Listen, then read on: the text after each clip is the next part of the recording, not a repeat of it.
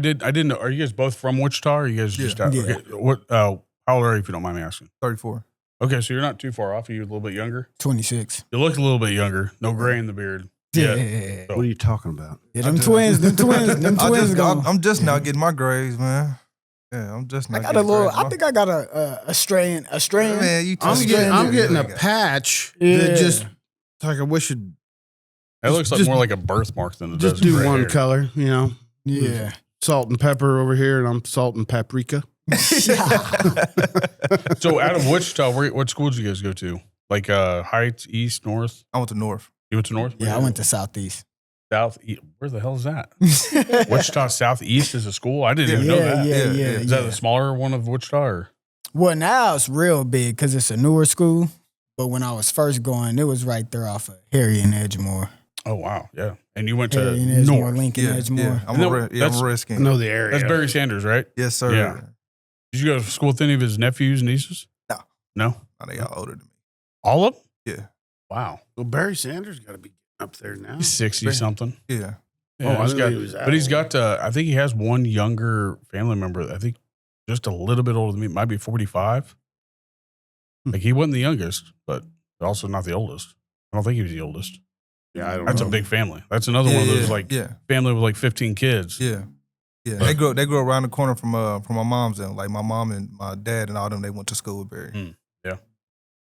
But 34, so you got to see pretty much everything in Wichita going on. Like I didn't even know that Wichita was cool to hang out until probably I was 25. So yeah. I've seen a lot in Wichita. America's Pub was the place that I went to. America's Pub, like that's probably even before you were going to the club. I'm probably 6 years older than you. So. Okay, yeah. But yeah, I remember the pub for sure. America's Pub. Have you ever been there?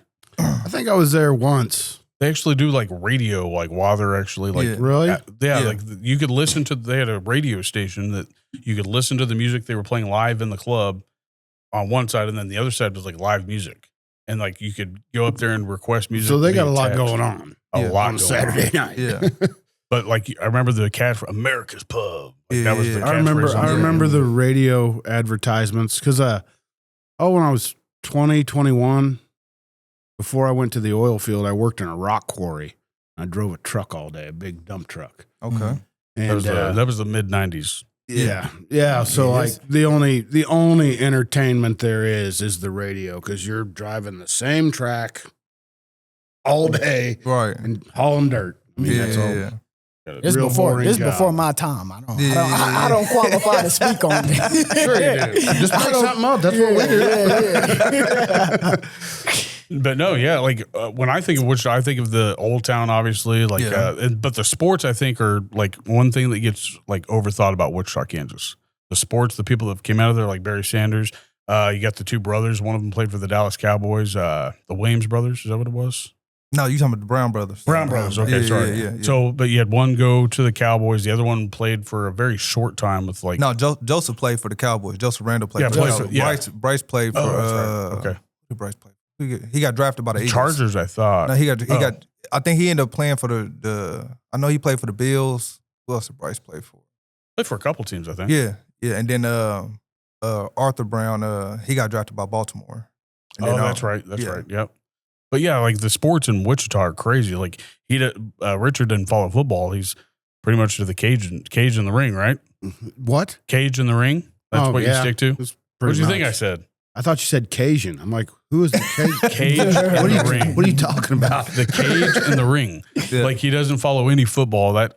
You're the only guy I think that I've met that doesn't follow football that's into athletics. I played football in school, but I didn't like it. I can remember tackling people and wanting to punch them. And I don't know, it wasn't my thing. Or like somebody come up behind you and hit you in the back. It's like, I hated getting hit in the helmet. That was one pet peeve. I hated getting slapped in the helmet or headbutted. Like, why would you do that? Don't do that. Shit. Like the whole you can't face mask. I'm like, are you kidding me? Like, how can you? He said he can't face mask. I cannot stop myself from grabbing that. Yeah, you was out there. He was a menace. in bar fights on the field. You can't face He was a walking, talking flag. It's like, well, how could that be illegal? It's like, not a mask, that's a handle. Yeah, he was a walking, talking flag. That's what he. So I tried, but it was it wasn't my thing. Yeah. I couldn't get into it. Yeah. Well, what other sports did you guys do? We'll start with you, Kevin. What I played football my whole life growing up. and that's it, or did you play any other sports? I played basketball a little bit, but Football. it was mostly football. Football, and then how did you get into boxing? Probably like it was like my freshman year. I had a teammate. He used to go to boxing after football practice. So it was a couple of times I went with him, and that's what I always kind of. I'd already kind of been always interested in boxing, but that was like my first time like going to a gym and training and doing stuff like that. How long did you train for? It was just on and off. You know what I mean? It was on and off. Like, So when did you become pro? Like, how many years of training and years of fighting did you have? I started taking it serious when I was like 26. Oh wow, so Yeah. not too long ago. Yeah. Okay. So then I ended up. I think I made my pro debut at 30. Oh wow, Yeah. I would have guessed like 25 or something. But what about you? So I did football, basketball, and track growing up. And track. Okay. Yeah. So I then mean, you were probably a corner, probably. Yeah, Probably I backfield. played a lot of like running back, slot receiver, corner, safety. I was all over the place. But I started with basketball, and then I got into football, and then I got into track. And I did those pretty much all throughout high school. And then from there, after high school, I got into boxing. I got into So boxing. kind of like Kevin. yeah. And what was your, I guess, reason for getting into it, or were you always So interested? I had always wanted to box, but my mom didn't let me. I love Same you, mama. here. Yeah. I love you, mama. Now that I'm a parent, I understand. You don't want to see want to see your baby getting punched on. Yeah, I get it. It's tough. Yeah. But I asked her when I was like 8 or 9. You know, I asked her, but she didn't let me. So I just kept doing what I could. What's And good then- about yours is that at least it was in the realm of people that have been watching it on TV a little Mhm. bit. I mean, it wasn't with me. Like, I don't even think that I even heard the name boxing probably till junior high. Like, Yeah. just the word boxing was never Yeah. even a thing in my household. So, Yeah, I followed it. And I was the guy that always had gloves and was oh yeah, hosting little Yeah. backyard. Yeah, Oh, you know what I'm those saying? were the So- worst. Yeah, I just loved, I loved it. I loved getting down. So then once I graduated, and one day I was just like, it just still burned in me to box, So I was just like, I'm gonna look into it. So this is when I was reffing basketball. So I was at a tournament and I was just asking all the parents. I was like, hey, you know how I could get into boxing? You know who I could reach out to? And got all the names and reached out and didn't look back. Who did you get in contact with? Was that before Press 5, I'm assuming? Yeah. So Cecil was one of the names that was given to me. So Cecil, John Pappin, and a few other names that I can't remember off the top of my head. But I reached out to all of them. Cecil hit me back, and then he was like, show up to the gym. I showed up to the gym and got to work. Been working ever since. Sounds a lot like Angel's story. I mean, only he didn't know English. Yeah. That's a was a crazy wild a story. crazy story. That should be a movie. I'm not even kidding you. That should be a damn movie or a short, maybe like mini series or something. Well, it was actually kind of cool to hear him tell it from his side, because from my point of view, there's just some little butterball kid out in the parking lot, and like I didn't know he didn't speak English, but Yeah. like, what are you doing out here? Mhm. And then Yes. Eddie Harris, oh no, he's looking at me and he's always big smiling. He's like, see. Yeah, yes. And Eddie Harrison spoke a little Spanish, so like Eddie was able to talk to him, and then I don't know, kind of off to the races from there. But yeah, to hear him tell the story from his, it was a point of lot view. more. It was a lot more moving than how we were talking about. Yeah, now. because he like added to it, like they were living like right around the corner from my gym. And, he's like, oh, yeah, I went over there at nighttime a couple times looking in the windows. And I don't know. It was cool. Cool Yeah, Cool to yeah. hear his take on it. Yeah, good. There was, there ended up being more to the story than I knew. Yeah. So, and then to see the kid go on and do what he's been able to do, it's just it's cool. Yeah, I'm definitely proud of him. You know what I'm saying? Yeah, to see, Oh, you know what I'm yeah. saying, to see where he's taking it, you know what I mean, and you know what I'm saying, all he's accomplished, man, that's big. Yeah, Yes. and the way him and Nehemiah kind of became the team within the team, like Mhm. I don't know, it's just I've been around them guys since they were little kids, and They have the same demeanor too, like the way that they act around each yeah, other. they're competitive. Like I can't say it about Nehemiah enough. Like he's, always smiling, always in a good mood, but. I would have never Kid guessed gets that in he the goes ring, for that the kid style can of fight. skater. Like I saw him after the fact, and I saw his pants. They were like Jinko jeans. Like I was like, "What the hell is that?" I don't even know what that is. You don't know what Jinko jeans is? Jinkos, No. like you could About to put get educated. anything you could Put a tube. I used to work with some roofers. They'd put a tube of silicone. No, there's a- or a bottle of water. Jinko There's jeans a is like the video. big jeans, like from like the 90s. Like they was Yeah. like skater jeans. Oh, And the yeah, back yeah, pocket yeah. wate like all the way to your knee. Yeah, like, those Oh, are your shit. okay. You can fit your whole you arm had a in big it. hook on them and everything. Yeah. Yeah, there's a Oh. video of a girl actually putting to see how much shit she can fit in her Jinko Oh, for jeans. real? She fills up both back pockets with like hairspray, brushes, like a Discman, a Walkman, like Yeah. all this other shit. You can fit anything in these That's pants. Like crazy. it's like That's the crazy. cargo jean Like before designer cargos. combat Yeah, pants or Yeah, something. that's crazy. Yeah. I remember, I think I probably had a pair of Jinko jeans in like the second grade or something. Like I had but it one was- pair but it and I was got super- made but it fun was of super and I was popular. like, never wear them again. Yeah, I had a pair of a black one. And they called me a poser, so I took them all. I was like, shit. I was like, I ain't playing with that. No, Like- I lived with my grandparents. They weren't buying any of that. So. Yeah. I got lucky to have one pair and I wore them like twice. So I felt bad. But now they're like $150 a pair. Damn, that shit. I didn't even Yeah. know they were still making them. You got to find them on like the black market or some shit or that The black crazy app. Like it's wild. Yeah. black. But they Go go to for the 150. pawn shop. Yeah, one of look those for 'em. one of those vintage sites or Like something. whatnot or whatever that is. Yeah. like they go for high dollar. Wow. For some reason, they're ugly as shit. Like no reason to buy them. Yeah. But some people are into them. Like, but they weren't Jinkos, and that's why I was like, why do you have skater pants? Like I would never have guessed Yeah. he was a skater dude. Yeah. And he's like, yeah, every once in a while. Like Yeah. he probably rocking a banana board. Like I said, I remember I just got them just because they was kind of popular. Yeah, And then that's like why I said, I wore them once Yeah. like, these ain't for me. Yeah, I went to a small school though, so Yeah. I was like, everybody saw that shit. They're like, Yeah. poser. I was like, because I didn't have no skateboard. He said, Shit. I didn't have a skateboard either. Oh man. I We used to wasn't ride even scooters, about- though. We I was did used to scared. ride scooters. Oh though. yeah, razors, man, Yeah, kickflips yeah, and shit. yeah. Oh, yeah. That I was had- like the unathletic skateboarder's dream. Yeah, Like, for sure. Yeah. I had a goal. I was too had a scared to goal fall. one. I had a skateboard phase. I had a small skateboard. I had a phase, but I didn't ever want to go do weird shit. Like No, I yeah, no, I rolled down wouldn't. the street, That and that was was it. about half of it. Yeah, Nah, that was I it. go down. I ain't It was going this- down a half It pipe. was this little, Nope. No. nah, it's this Hell little no. hill. It Hell. was this Save little myself hill with a the sidewalk embarrassment. and the concrete, and then it was a Yeah, sharp down the turn. driveway was the sharpest slope that I ever wanted to travel down. Yeah, nah, I go down I had that a hill, fair- try to hit that turn. I have a fear of okay. heights though too, so that might add to it. I was like, I never fell, never Yeah, fell you're not off all that something. far off the ground on a skateboard. No, but like falling is like I've seen some bails and shit. Like you used to watch Tony Hawk Pro Skater. Yeah. Like you see the people like bail like during the game. Yeah. Mhm. Those are some ruthless fucking like leg breaks and elbow Oh, yeah. scrapes. Yeah. I'm good with all that. Yeah, Yeah. nah, I got beat up off that skateboard. Yeah, if you want to get that tough, skateboard, yeah. I probably had 6 months on that razor and it was a wrap. That's enough for They you. didn't last- they didn't last very long. That shit over with. they didn't last very long. Nah, yeah, I had a razor. Yeah, razors. Yeah, razors went hard. Oh yeah, Yeah, we used to go razors real went fast hard. down those sons of bitches. Like Yeah. they picked up and went.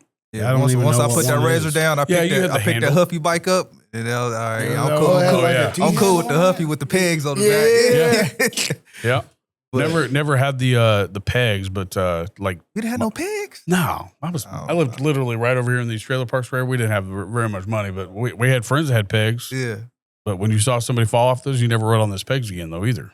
yeah. I fucked my leg up. One of them pegs broke. One of them pegs stripped off. My buddy got his shoestring. He was Yeah. riding on a peg, and got a shoestring stuck in the the tire. tire? Yeah, they both went like end over end. I was like, Yeah. oh shit! I was like, I ain't ever ride on that peg again. Mm. That was before Crocs were cool, so shoelaces was all I had. Crocs still ain't cool, but I never bought a pair, so yeah. we're good. I've never had. I don't want to get called a poser I'm again. all about my flip flops, man. Flip flops and my swim trunks. Slides. Even I in the usually keep middle, slides or even in the some- middle of Yeah, winter. some Yeah. slides. I don't Slides or care. moccasins. Yeah, I'll Good to get go. get my trailer trash outfit and go to Walmart where I fit in. There ain't nothing wrong with shopping at Walmart. Yeah, you go dressing like that, people say hi to you in Walmart. Walmart They don't anywhere. Walmart else. needs to go back to being 24/7. Oh man, Oh, they still don't Yeah, have one I in Wichita agree. this 24? No. I'd rather go shopping at like 9 o'clock where nobody's there. Like That's the You know that was how the good I thing. used to love going to shop at 2:00 in the morning. Yeah. Nobody in the store. No lines. No, No. exactly. I'm in and out. Well, and I work rotating shifts, so I work some nights too. Yeah. So there's nights when I could be getting this stuff done, but I'm at home Yeah. watching true crime, trying to go to sleep. It never works. I watch that true crime. But how did Press 5 Boxing get started? Since you've only been doing this 10 years. So how'd that go about? I had a friend who wanted to get a gym. It was a guy that was training me. He wanted to get a gym. So I'm like, all right, I'll invest in you. You know, you're a good trainer. But he couldn't stay out of jail. So eventually the gym just became mine.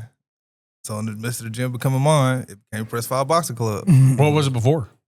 I forgot what he had named it. It was some bullshit. Where's it located at in Wichita? It was at 333 East English. It was right downtown. And it was like we had the top floor of like this building. It was dope. You know what I mean? I really wish I still had the location, but it was like I said. And where's it at now? Is it like still? Oh, well, now it's at 1206 East Waterman. It's right down the street from there. Oh, okay. So not too far. No. That's cool. I've always tried to keep my gym like downtown. Just it's a central location. They know the boxing Everybody can gyms get to around it. there. Easy to get to. Yeah, Waterman. Like I got stressed out when I moved to Wichita. Like the traffic there, it's way different than here. Like Most definitely. Shit. And I didn't know. I still use GPS to get around over there, but no, downtown's easy to actually get around. Believe it or not. Yeah. But so you have Press 5 Boxing. Is there are you training? Is that your job? Is to train boxers, or is it your job to get people in to train with other people? Kinda No, like I what he train. has. No, I train. I'm the coach there. Oh, okay. Yeah, I'm the coach. How long you been doing that? Since 2019. Do you have to get some special license? I actually don't think I've ever actually asked Richard this, but do you have to have a license to train somebody? Nope. Pay your coaching. Well, for USA Boxing, Yeah. you got to get your coach's registration and a background check. Yeah, that's it. Okay.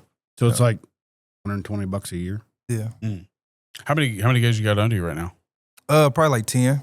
10? I like to keep my team kind of small. For one, me being the only coach, and for two, it's just I don't need a lot of people. I don't, you know what I mean? I'm not a big people person, so I like to keep it kind of small. So you're training Malik here now? Yes, I am. Okay. How long you been training under Kevin here? About a year and a half. Yeah. Year and a half. Yeah. And how many trainers have you had? Because I know Richard's stuck with I think he keeps it pretty small too, so just so that he can focus on people, right? Oh yeah, it gets out of control. I mean, one good thing about there being a couple other gyms in Hutch now, kind of feel like I've been fortunate that I may not have as many people, but the ones I have are serious. Yeah. You know, and No wasted time. yeah, because boxing ain't for everybody, and sometimes it takes a little bit for people to accept that this isn't for them, or for them to figure it out, and so it actually makes practice go a lot smoother. It makes competing go a lot smoother. Just having serious people that want to go compete versus the ones that are still trying to figure that out. Yeah. Would you say that's the hardest thing is to probably try to find somebody that's serious enough in Wichita, or is it like pretty easy? Especially like with this generation, like kids, they feel like they want to do it because they see it on TV, and then they come in there and they be there 2 weeks. Wearing those Jigo jeans being a poser. That's what it is. They come in, I'm going to I didn't know this was work. Yeah. I didn't know they were going to yell at me. I didn't know I was going to have to actually do shit. Yeah. So, I mean, and like me, like coming through the door, I ask kids, you know what I'm saying, or whoever, like, okay, what's your goal with this? Most of them, I want to go pro. All right, well, then that's how I'm going to treat you. I'm going to treat you. You know what I mean? I'm going to hold you to a pro standard. You know what I mean? So it's like, that's where your criticism is going to come from. You not acting like a pro, and most people can't handle it. So therefore, they leave. Go ahead. Yeah, How much they don't know what they're getting into when they say that. Yeah. They like the idea. They like the Right. hype. And a lot of people like the I like the idea walkout a of lot UFC, but I don't want to get fucking hit. Yeah. That's what it is. Yeah. Yeah, they see the, you know what I mean, the fans, and they see the money and the cars, the glitz, the glam, and they don't know what The you know work what I that mean? it took to yeah, get yeah, there. yeah. They don't see the 3 a.m. runs. They don't see the, you know what I mean? That's why, like, that's the stuff I do post. You know what I mean? Is me running at 3 a.m. because And I seen that just Yeah. the other day. Yeah, 4 because- a.m. KJ's on a run. because it's like that's what, like I said, well, I'll just say a lot of people don't show that part, but it's like if if you want to come box for me, this is the standard I'm gonna hold you to. Have you ran today? You know what I mean? Are you eating right? You know what I'm saying? Are you, you know what I'm saying? When you come to the gym, what's your work ethic like? You know what I mean? Don't come to me saying that you want to be a pro and then I hold you to a pro standard and now you're mad. Right. So, Now, what's the conversation with like family? Like if they've obviously if they're under a certain age, then you got to get the approval from the family. What's that conversation like?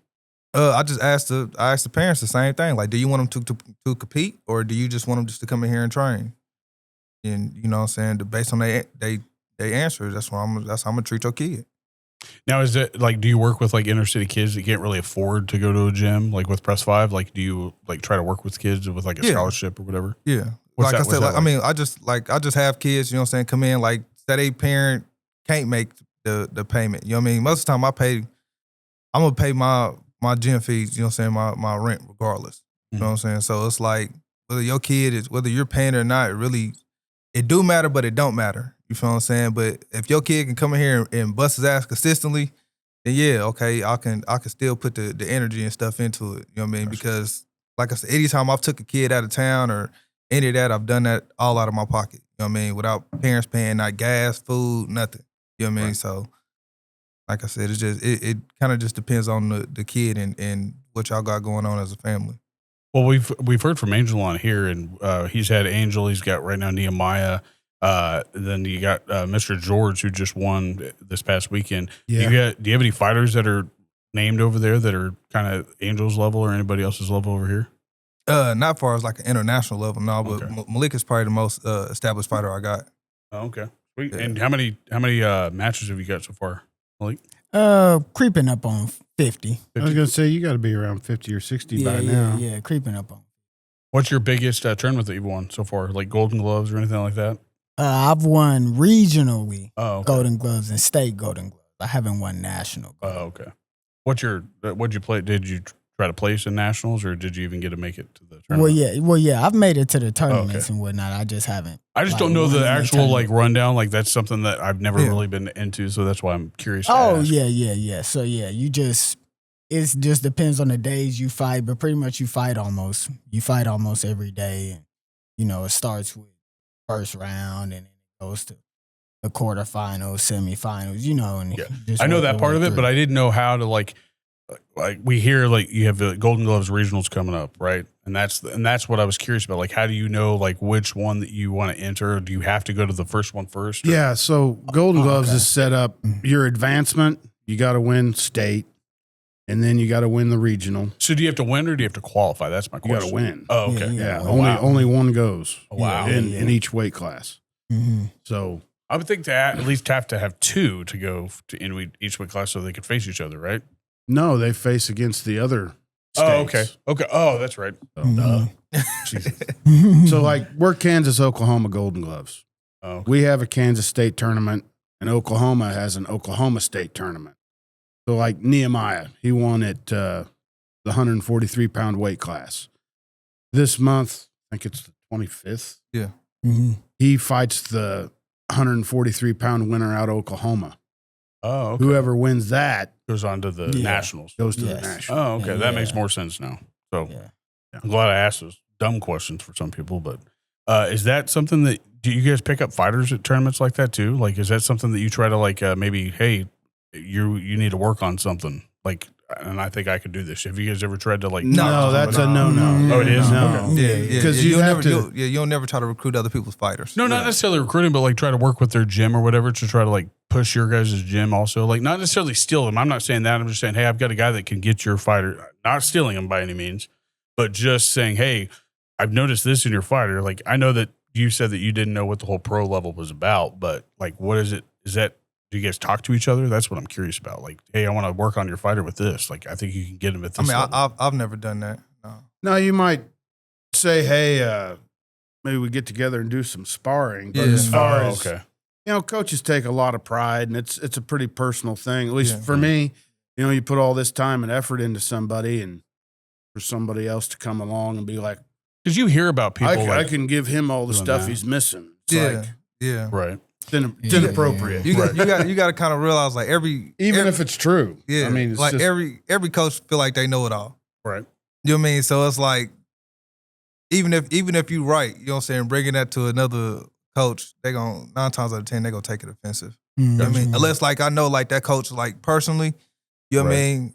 I might like say Richard got a fighter, you know what I mean? And I'll be like, man, Richard, you know what I'm saying? You know what I'm saying? I'll be seeing him do this and this wrong, or you know what I mean? You know what I mean? So like I said, me and Richard is cool though. You know what I'm saying? Right. So it's like he might receive it differently than just a coach being from Oklahoma or Texas and I comment on something on this fighter. You know what I'm saying? Yeah, so like to what Kevin's saying, so I kind of know Kevin's fighting style and you know what he does real well.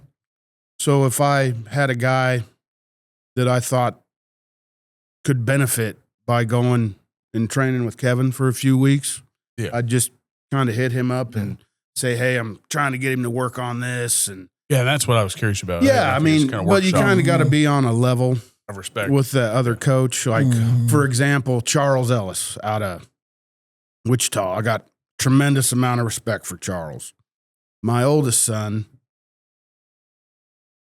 is more because of the father coach thing. Anytime I would tell that kid something, it would turn into an argument. Yeah. And so I sent him to Charles, who I know is going to tell him the exact same thing. Yeah. But it's going to be received different because it's not coming from his dad. Yeah. So situations like that, I know. Yeah, like Tommy, he sent his son to me. Yeah. Yeah. Tommy. Which Tommy? Here in town? Yeah. Oh, okay. Yeah. I Yeah. don't even know who his son is. Well, his son, he was boxing for me. He don't box for me no more. But yeah, his son, he sent his son to me. His son was actually doing pretty good too. And that's what I was curious about. I mean, we hear about like fighters joining a different like fighting club or whatever it is. I just didn't know how that like conversation gets started. I mean, it happens. And, you know,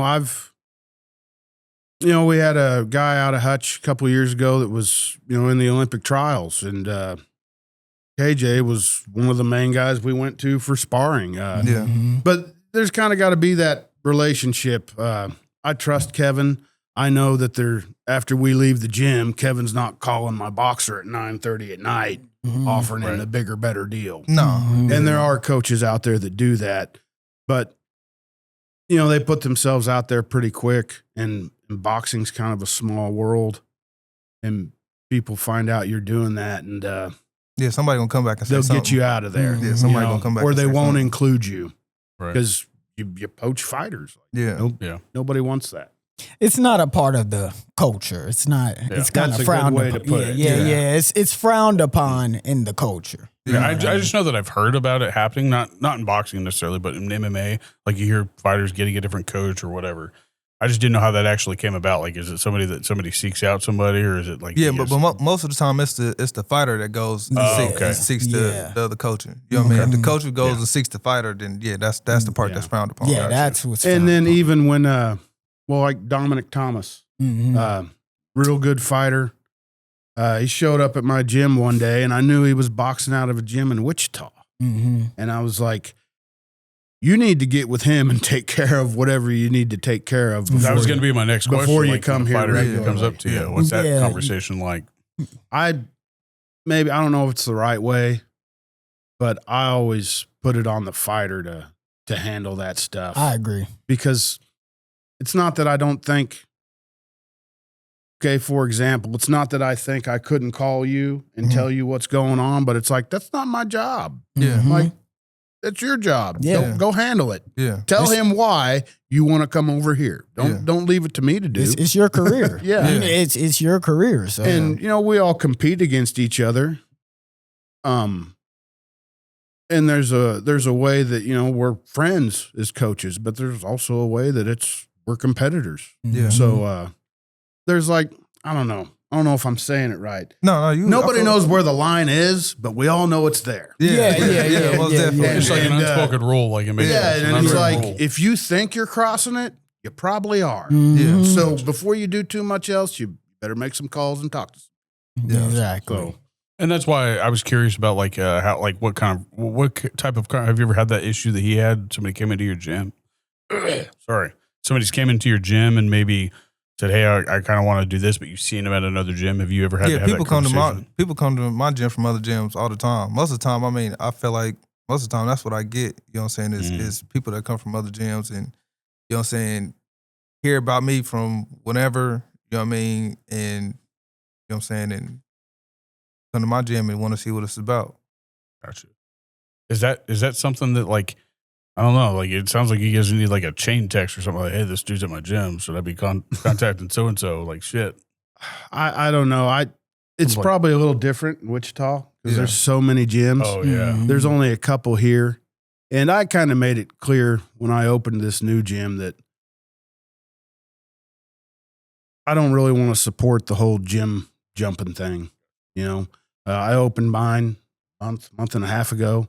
So if guys wanted to come over, that was their window and their opportunity. It'd be a case by case basis from here on out because I don't want that reputation. I don't want that. I think it's a bad name because I've had it done to me, and I didn't like it. Yeah. So I don't. Like when you guys get to the pro fighting style, like a kid wants to be a pro, you've talked about how, hey, I'm going to train you like a pro. At what point do you guys say, hey, this is what, like, do you guys have them sign a contract with you saying this is how long you're going to work, like a window of like how many fights that we're going to have, and then you work on something later? Is there anything like that goes on? No, just me initially. They sign they paperwork coming through the door, and that's really it. Okay. On the pro side of things, I think it's more of a case by case basis. Because like if you know this fighter is like known for like being a national champion or going to the Olympics or whatever, is that like type of stuff that you're talking about? Or well, no, I mean, you're asking how it's set up. You know how I would set it up. Because say you want to get a guy to 10-0, right? It's going to cost a lot of money to get him there, and it's got to come from somewhere. So as a promoter, if I was going to do something like that, I'd have some kind of contract, you know, like you're going to fight 10 fights for me. Because, you know, you get him to that 10-0, 15-0, wherever, you know, a good positive winning record. That's when you're going to start getting the calls.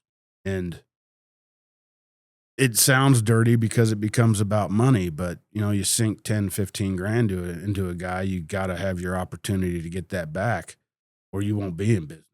Yeah. So, these are just things that I don't ever hear people talking about. So that's why I was curious. Yeah. Well, it's case by case. I didn't write anything down. I was just like, you know, I don't hear about these on podcasts. I don't hear about these on, obviously ESPN isn't going to put this stuff out there. But let me be clear. I just became a promoter a month ago. So there's a lot of this. It's new to me. Like, I'm pretty fortunate. Sounds like a dirty world that people just, it can be. Yeah, boxing is a dirty world. You know what I mean? Boxing is more political than what people think. You know what I mean? It's a dirty game. Yeah, well, it's not for everybody, just like you said. I definitely think that it can be. I know. I don't ever, you know, as a promoter and making these fights, I don't ever want to do anything to damage a relationship, right? Because even outside of the pro game, he has amateur fighters. I have amateur fighters. We're going to see each other again. You know, it's like work. It's like working a factory. You know, you don't want to piss the guy off. Well, you don't want to do something underhanded because you got to work with these people every day. Yeah, you know, and I know there's parts of it that are dirty, but maybe I'm just young in the game. But I think there's a way that it can work cleanly, and you know, everybody. You know, not everybody's going to win, right? But at least nobody comes away feeling like they were treated unfairly. Yeah. That's. I feel like that's the worst thing. You can walk away from any type of relationship. You know what I'm saying, and you know what I'm saying, that other person feeling used. You know what I'm saying, or you know what I'm saying, or like you wronged them. Gotcha. No bad. I mean, you don't want to leave any bad flavor in anybody's mouth by any means. Exactly. I mean, it's your name that you have to go off of at the end of the day. So. Exactly. Yeah. Well, and like once again, from the promoter standpoint, if you want to have a second show and a third show, I mean, you might need that person. Yeah. And it's got to be. I'm experiencing this now. We kind of talked about that when we came in, like the disconnect. You know, you just kind of get like, I don't care. You guys go do what you got to do. I'm going to handle my end. I'm going to do my job. Yeah. That way, whatever happens, you know, we can all still be pals at the end of this. Now, I've been had a little taste of the pro stuff a couple years ago. And I started to notice things, you know, like this promoter's trying to line up a fight with us. Oh, yeah, the guy's this, he's no good at this. And then I go watch video on it.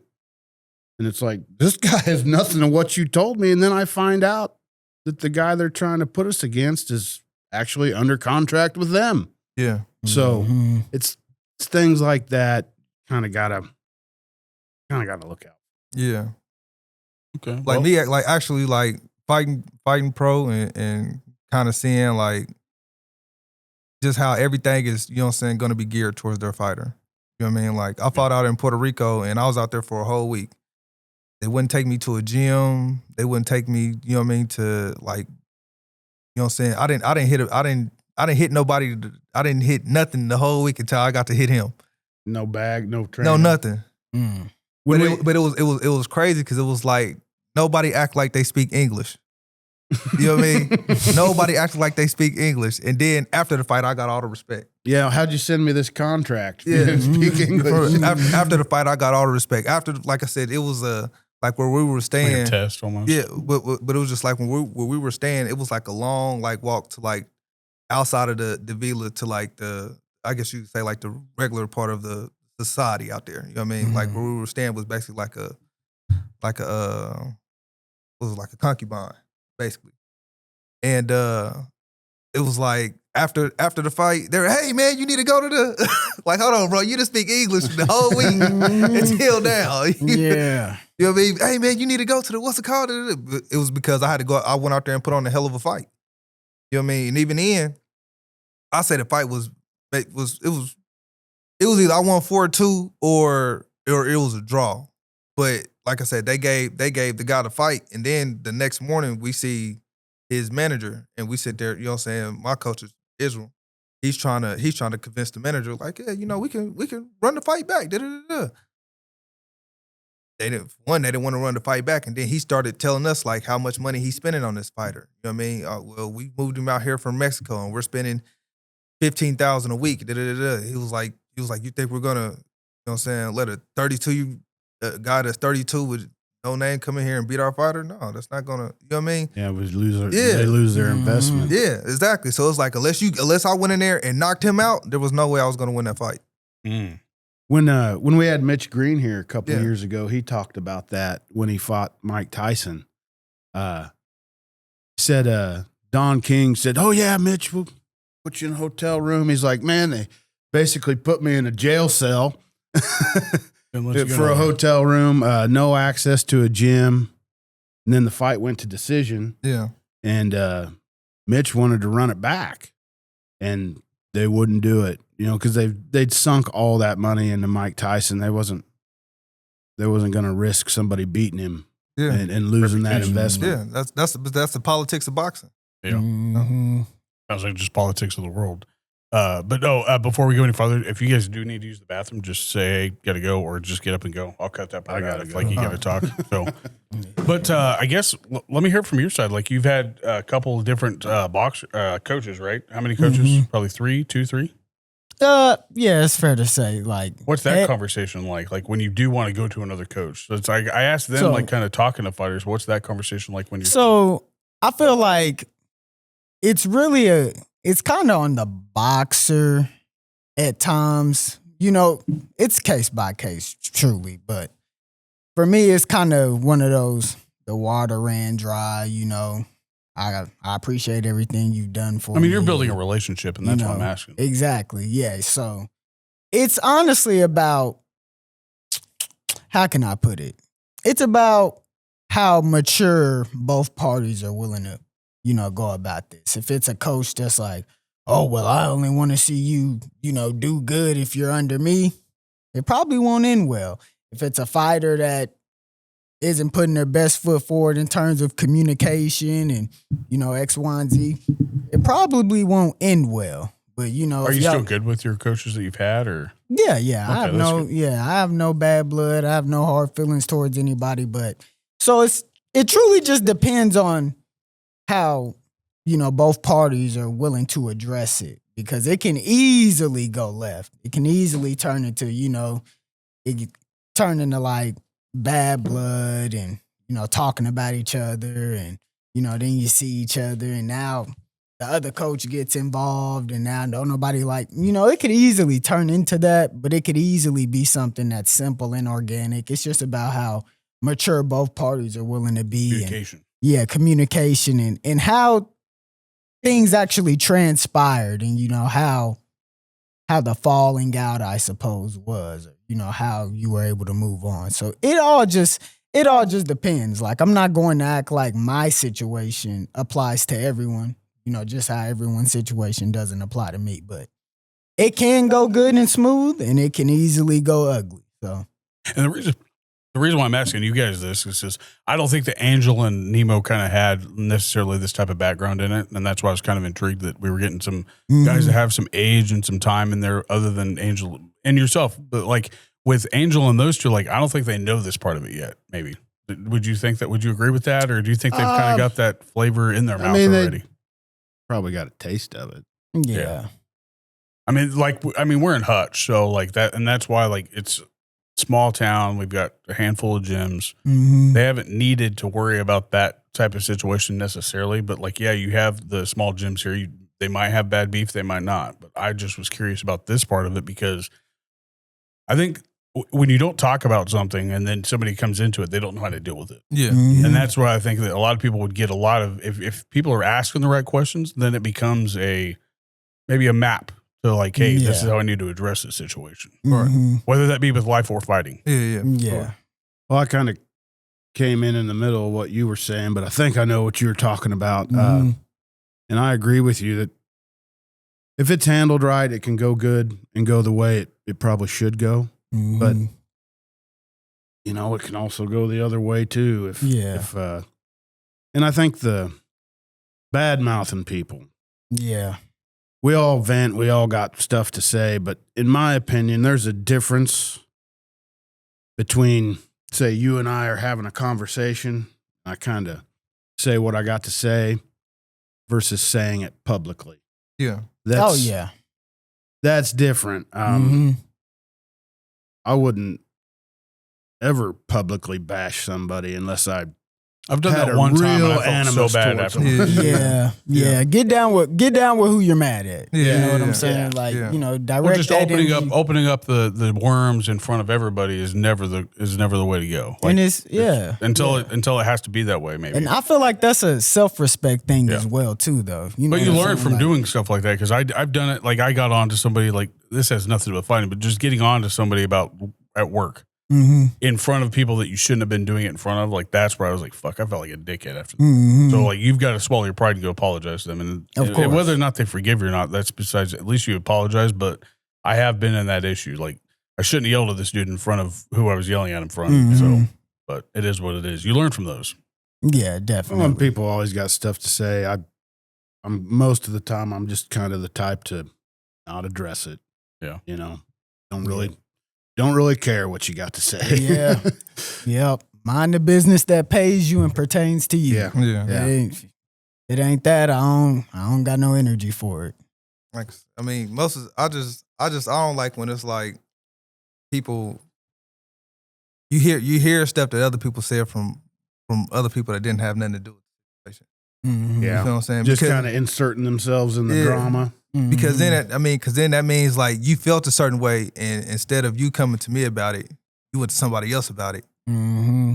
When it's like the story changes. Yeah, too. yeah. You know what I'm saying? Because now you're just telling your side of it. You know what I mean? When it's like you could have brought it to me, we could have discussed it, and it could have been over with. But no, you chose to, you know what I'm saying, go talk bad on my name, or you know what I mean. You chose to quote unquote take the pussy route.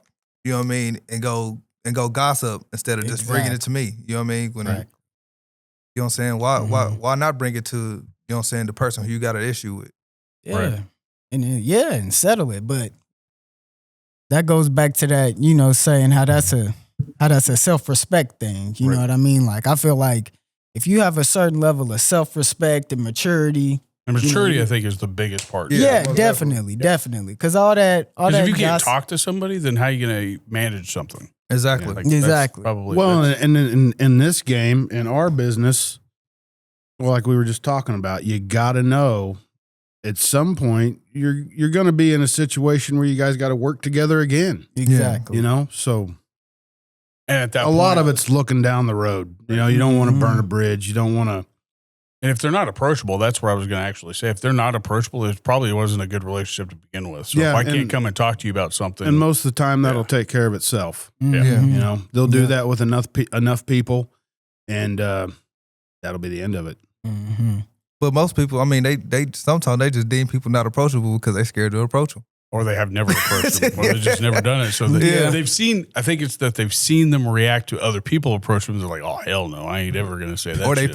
fear that person's reaction. Like, I mean, yeah, like asking your dad a question, like he says, "Give me a tool," and like you bring him the wrong tool. He's like, "What the fuck?" It's like, oh shit. Well, I don't wanna bring him People the always think I'm angry. I'm like, no, I'm never in a bad mood. It's I've the never scar. thought you were They angry. say, Yeah, they say the yeah, same yeah. thing about me. They think I'm an angry person. Well, like with Richard on the very first episode that we ever did, like him and I just met. What was it? Probably January.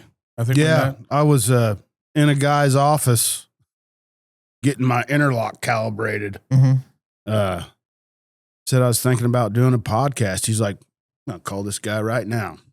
I was at work. I And wasn't expecting a that- phone call. That's Yeah. how it happened. So, That quick.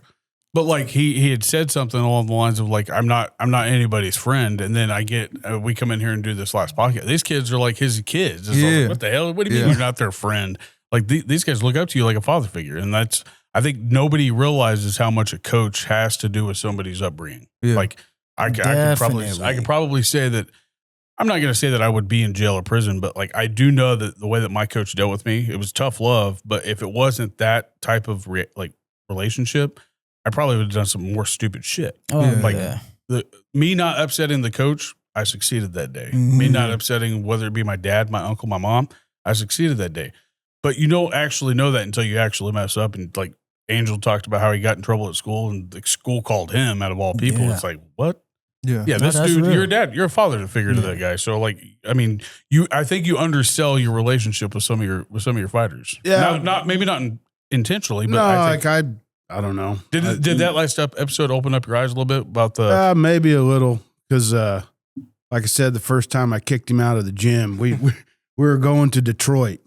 We'd done a bunch of fundraising. 10 hours before we're supposed to leave, I get a message saying that he's not going to go. Not why, just, and I'm like, well, you'll never have to worry about it again. yeah, No, yeah, for yeah. real. Like, we done took people's money. I've planned this. I've taken time off work. What are people going to think when I've been posting that we're going to Detroit and then they see you in town? Yeah. Mhm. Like, can't do it. Especially Get your smallest, shit especially and smallest go. hutch. Yeah. And, Oh, you're supposed to be a hutch, man. What you doing at the corner store?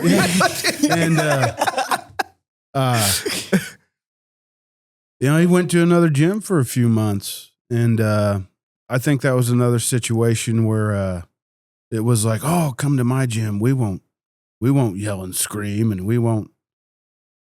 I don't know what they did over there, but I don't think you're learning from that soft, like not necessarily soft coach, but that soft mentality, like the nurturing. there's Like, you're got not to gonna be learn there's nothing. got to be both. In Yeah. my opinion, if you're going to spend Yeah, but 5 not when minutes you're tearing training, a guy though. down, Yeah. you got to spend the 10 minutes to build him back Yeah, up. Right. yeah, Yeah. yeah. Positive reinforcement. Yeah. Yeah. I mean, Yeah. it can't just, nobody can handle just getting torn down Yeah, continually. yeah, right. I don't care how tough you are. Mhm. Nobody can do it. There's Yeah. got to be those moments where you actually talk about things. Right. Yeah. And And that's what got me in trouble in school, like not school, but sports. Mhm. My coach, he was a funny, mad guy. Like he would get mad, but he would say some funny shit, and I would start laughing. I was like, "Fuck, now I gotta run." Nah. We've all been.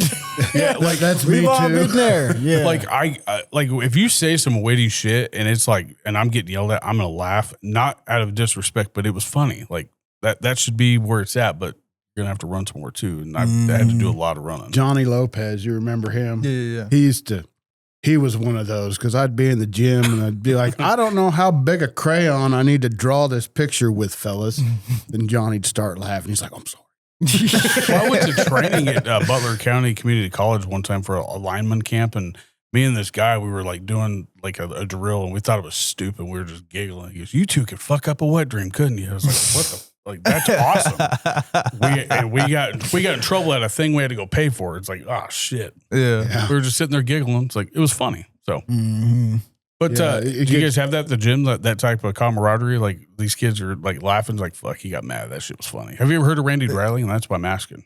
No, I The head coach for Hutch High. Coach Dreiling. Coach Driley, yeah. I've heard some more stories about him. They're not horror stories. That dude was funny as shit. He could have been a stand-up comic if he hadn't found coaching. And that's why I was like, dude, this kid threw his helmet down. Like, people would just do stupid stuff, but this one kid threw his helmet down. And he had it down to the T how much this helmet costs. You will not throw my $643.12 helmet on the fucking ground.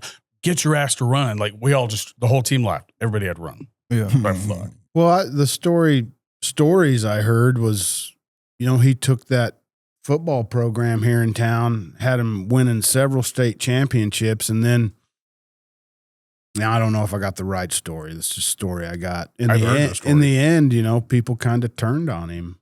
That he bullied kids, that he was all these bad things, and it's like, okay, maybe it was that. But ... What happens? 6 state titles too. We did some stupid shit. So like, if they got yelled at, and I'm only speaking out of what I had to do, like there was at one time, and I'm only saying this because it was funny. Like there was kids that got they were getting peed on in the shower, right? And he lost his shit and called them all faggots. And I was like, oh shit, this isn't gonna go good. But like, he said little things that probably shouldn't have been said. Yes. But he didn't do it to individual people. He always did it to a group. To the whole team. It was either to the team, to the captains, like to the seniors, whatever it was. It wasn't ever intentional in my eyes. Now, I do know that he did have an issue where like somebody was recording like a team meeting or something like that, and that's what got out into the press, and somebody put it on the news.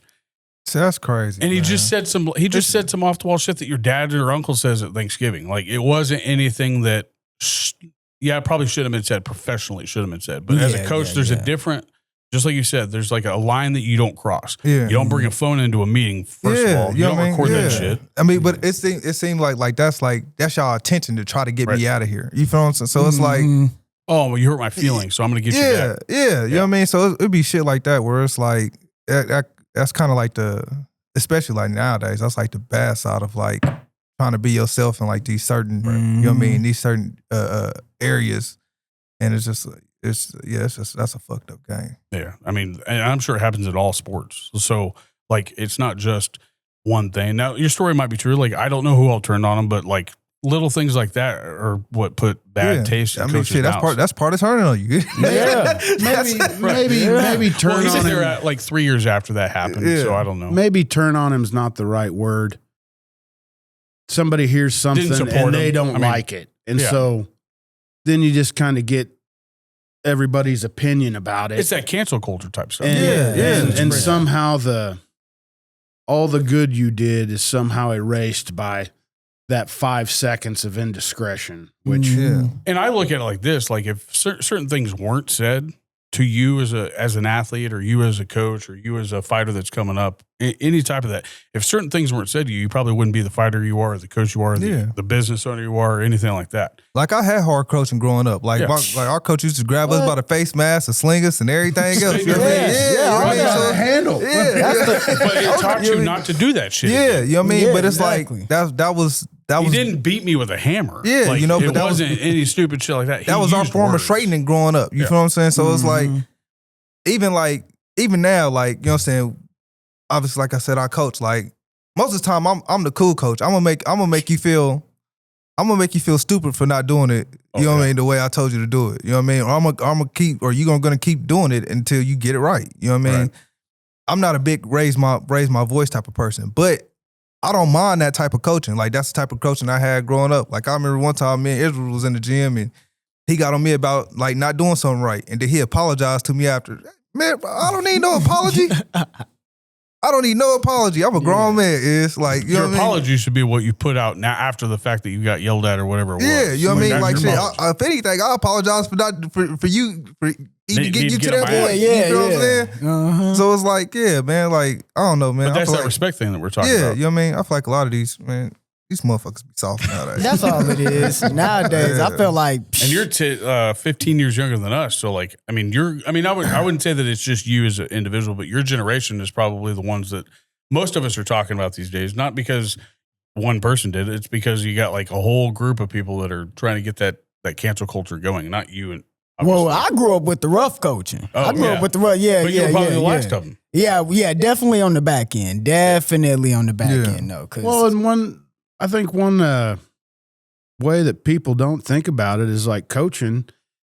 If you're not doing all you can do to drag out of this guy what needs to be drug out of him, you're not doing your job. You're doing him a disservice. Not doing your job. Yeah. And you're going to get somebody hurt not doing certain things. Yeah. Like that. Well, especially fighting, I'm assuming. Yeah. You know, I used, man, I get so wound up. There we go. That's what we're talking when people about. call this stuff a hobby, refer to this as a hobby. It's like, yeah, treat it like a hobby and see what happens to one of them guys. You get hurt. Yeah. You know, and so maybe it started out that way, but that's not what it is now. Yeah. I mean, especially once, I mean, like I said, you have to realize you have to prepare this kid for basically war.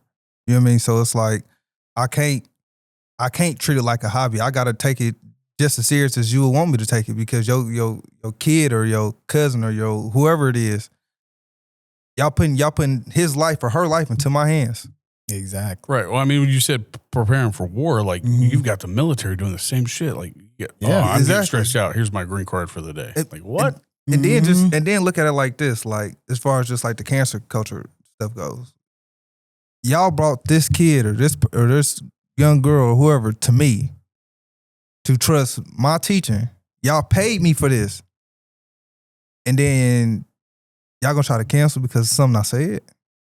Or for me being too tough on them?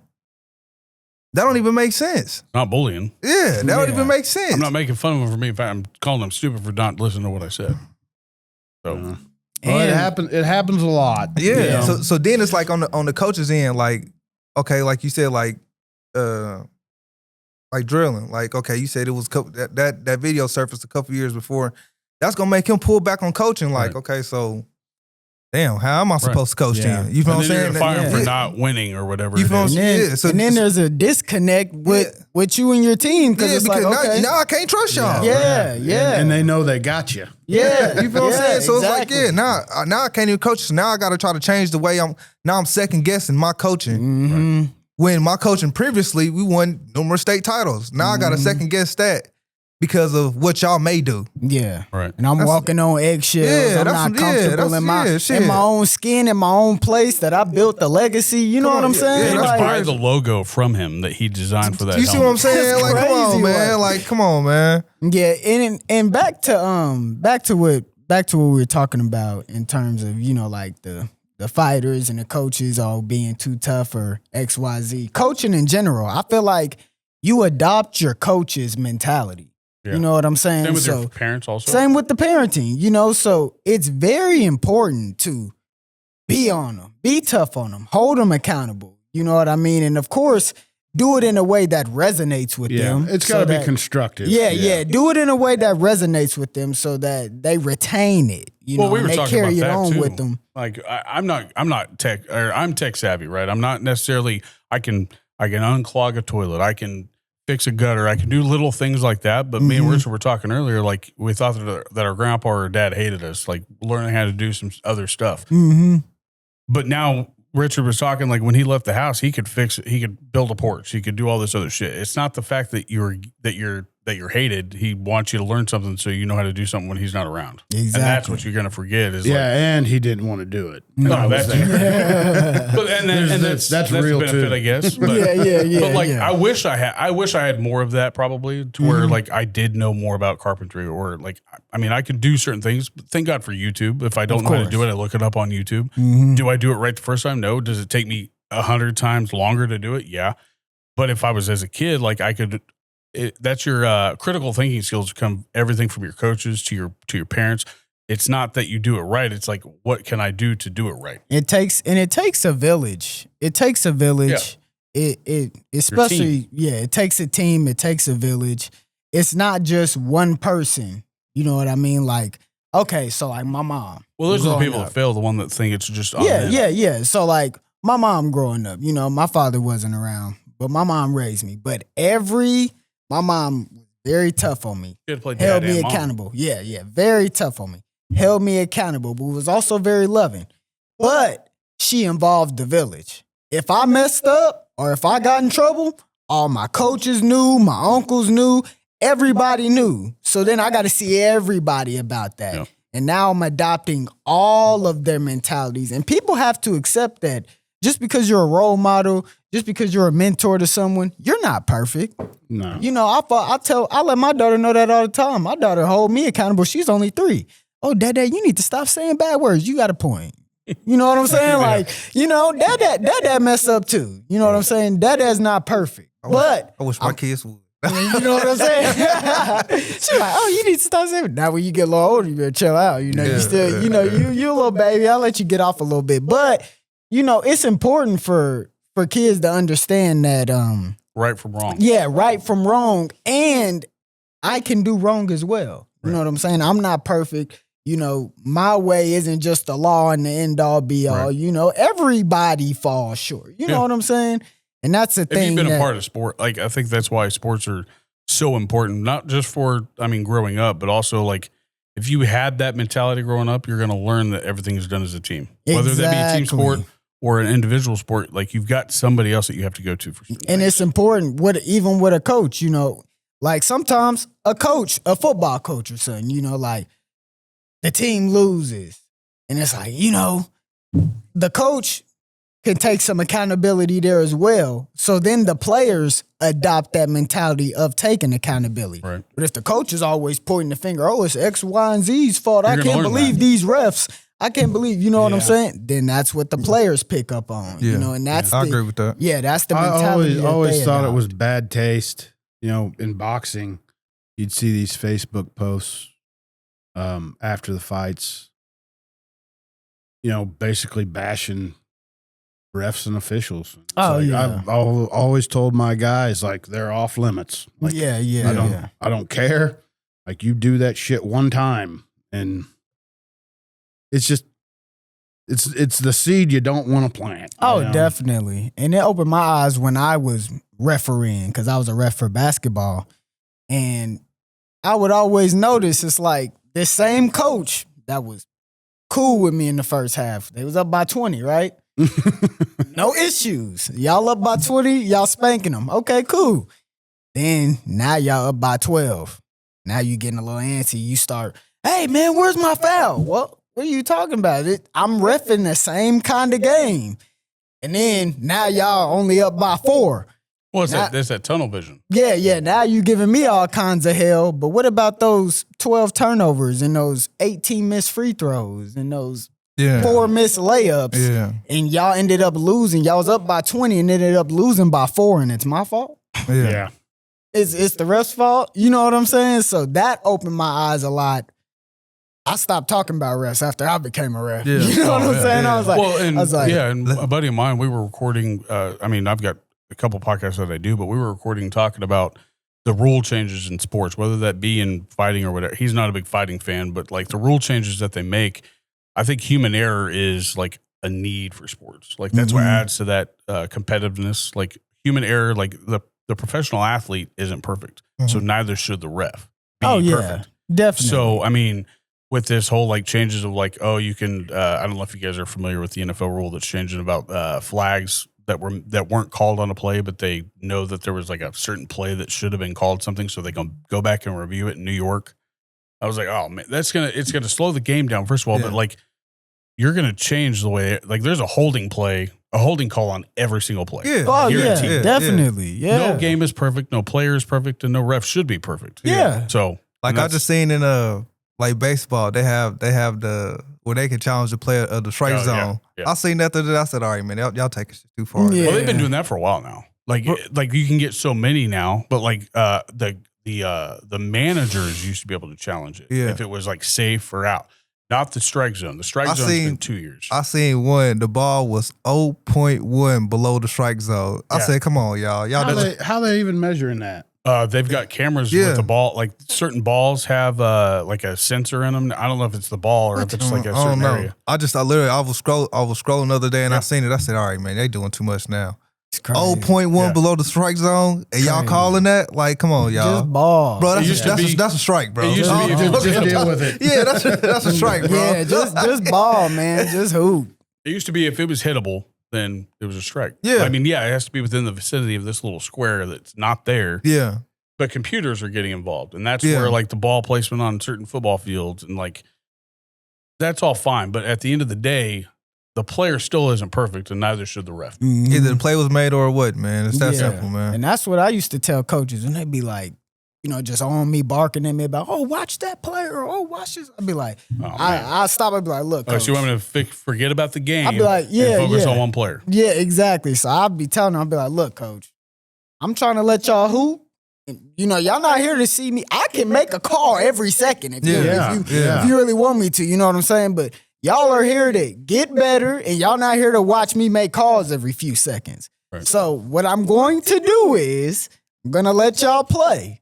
And if there's an advantage gain, I promise I got you. Yeah. But all those little knick-knack pet, man, I don't got time for that. Let's keep this clock running. You know what I'm saying? Let's keep. I got to ref 6 games today. I got 8 more games, man. I don't got time for all that. So at the end, I feel like that is a trickle-down effect to the psychology of the players and of the kids, because I've noticed whenever a coach was whining about, foul, whine about it. The players are doing it as well. And I'd have to redirect the players like, hey, man, just hoop. I got you. I promise. I'm not going to see everything. I'm not perfect. Yeah. But just hoop. And if I see it, I got you. But just hoop. You know what I mean? And stuff like that. Instead of trying to play the rules. Because people will do that too, you know. Are there boxing rules that get changed like regularly? Like, I don't see this being a problem for boxing, but is boxing like have its like commissioned, or they change like certain rules, like UFC had, like you can't do like a 6 to or a 9 to 3 elbow or whatever it is, or it's more clerical stuff. I mean, the actual rules don't change all that much, but like, boxing entry, entry. Like you got to be this age by this date. You know, sometimes they'll change that so they can. Yeah, it's more. There's more stuff outside of the ring than actually the performance inside the ring. So that's probably best for you guys. I mean, you guys ain't got to worry about like technicality rules, and right? Stuff like that. And then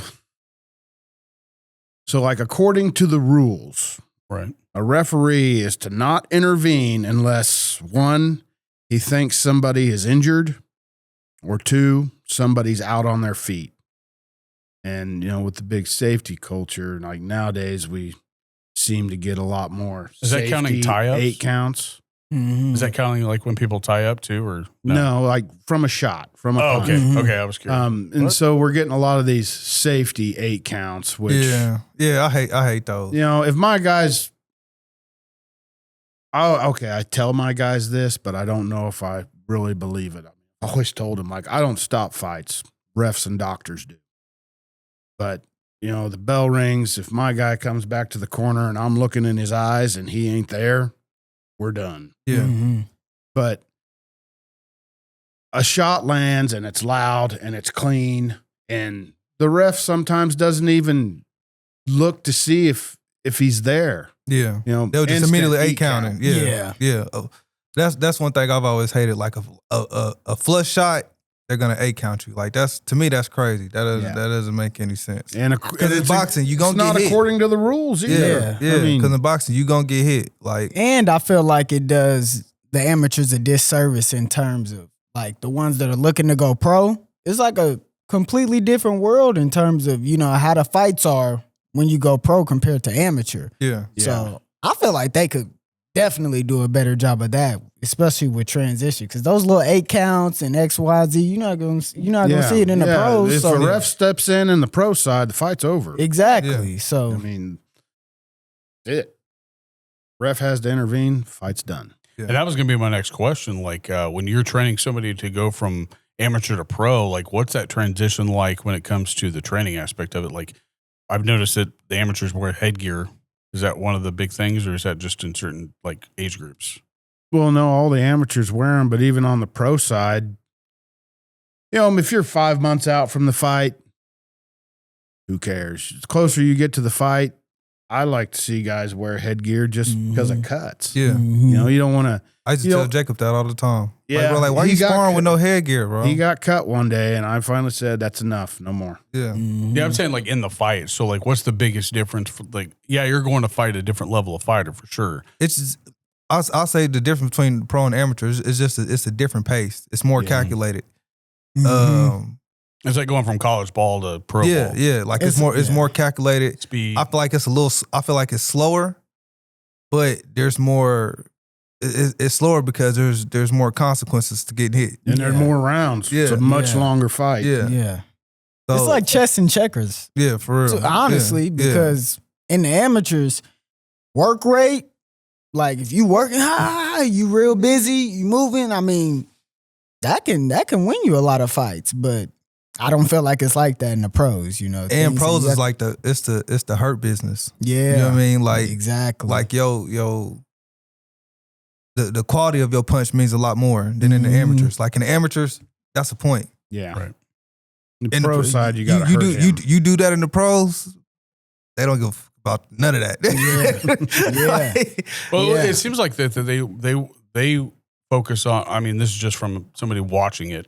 Like they also kind of reward the person who avoids getting hit in pros. That's boxing period. Yeah, right. That's the same. It's the same way. I didn't know if it was too. the same for amateur. Yeah, and it's pros, the same way amateur too. But it's just like I said, is a simple touch is a point in amateurs.